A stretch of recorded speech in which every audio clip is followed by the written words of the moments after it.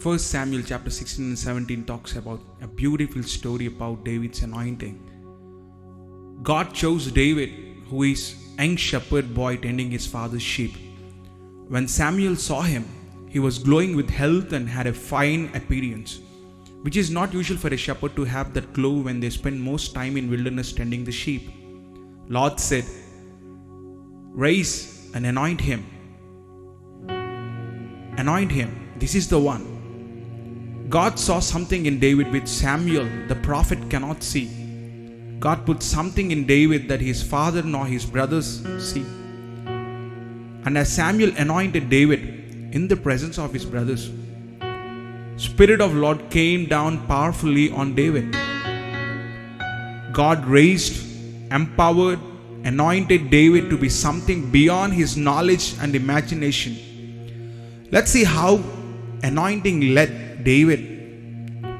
And this anointed David is called by the rejected Saul, and anointed David became the rejected Saul's armor bearer and the one who plays lyre to give relief to Saul's anxiety. And then when the rejected Saul and his army, which included 3 of David's brothers too, went to war against Philistines, anointed David is tending his father's sheep occasionally. David's father asked David to take some food to his brothers who were fighting against Philistines, when in reality these rejected Saul and David's brothers were running back and forth to save their lives in fear.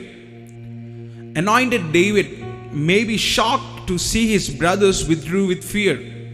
By hearing the Philistines defying the name of the Lord, David started to provoke the army, saying, "What will be done for a man who kills Goliath?"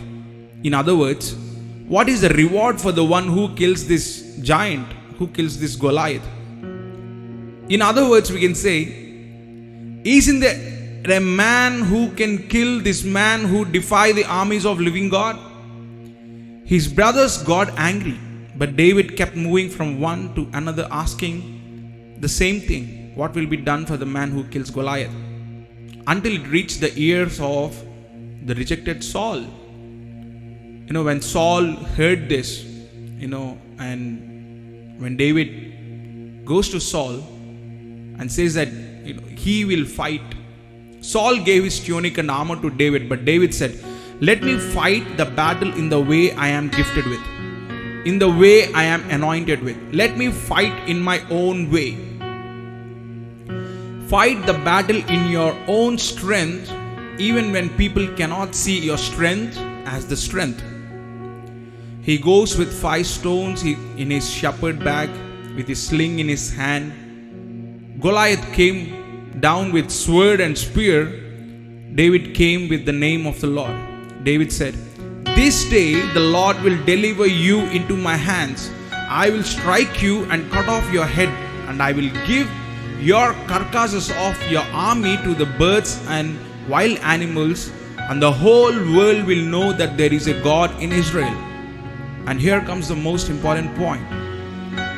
All those gathered here will know.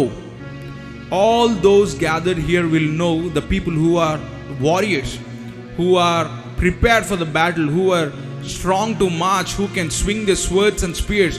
All those who gathered here will, including his brothers, including Saul, all those gathered here will know that it is not by sword or by spear that the Lord saves lives, for the battle is the Lord's, and he will make me victorious over you.